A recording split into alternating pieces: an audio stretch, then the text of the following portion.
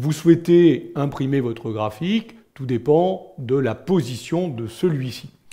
Est-ce qu'il est dans une feuille de calcul? Et est-ce que vous voulez imprimer le graphique avec la feuille de calcul?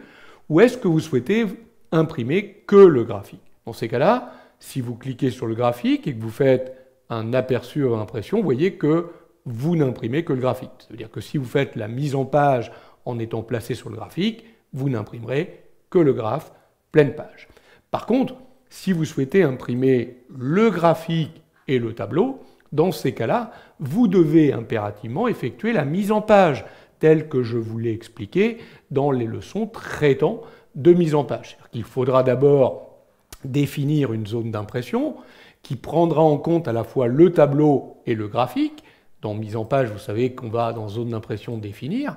Et ensuite, on réglera tous les paramètres de mise en page, les marges, l'orientation, le cas échéant, les sauts de page, etc., etc. Je vous renvoie à toutes les leçons que l'on a vues concernant la mise en page. Et à ce moment-là, vous voyez, si je mets une orientation en paysage simplement ici et que je fais un aperçu, on va avoir à la fois le tableau et le graphique. Alors, sauf qu'évidemment, comme je n'ai pas réglé totalement ma mise en page, on voit bien qu'il y a un morceau du graphique qui se trouve sur la page 2. Donc soit vous allez bouger l'échelle, soit vous allez déplacer le graphique. Là, on va s'arranger tout simplement pour faire tenir en une page en largeur et on va demander de refaire un aperçu. Voilà, donc on a bien préparé l'impression pour le tableau et le graphe. Et donc là, on pourrait lancer l'impression très simplement de cette page-là. Il imprimerait le tableau et le graphique.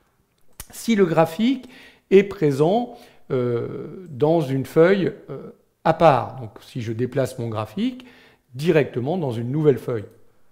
En fait, les commandes de mise en page ici s'appliquent à la feuille graphique. Donc si vous allez dans mise en page, tout ce que vous allez bouger ici, marge, orientation, taille, concerne le graphe proprement dit. D'ailleurs, c'est pour cette raison, vous voyez bien qu'on ne peut pas déclarer de zone d'impression, qu'on ne peut pas faire de saut de page, qu'on ne peut pas imprimer des en-têtes de ligne ou de colonnes ou gérer l'échelle, puisque par défaut, le graphique sera sur une pleine page dans la taille de page que vous aurez définie. Donc si vous êtes sur une page A4, vous imprimerez le graphique en pleine page A4. Si vous avez la chance d'avoir une imprimante, par exemple, A3, vous pourriez déterminer le format A3, vous avez les autres tailles de papier ici, et là le graphe apparaîtrait, serait imprimé sur une page A3. Donc vous l'avez compris, en fonction que votre graphique soit sur une page à part, ou qu'il soit intégré à une feuille de calcul, et que vous souhaitiez imprimer le tableau de calcul avec,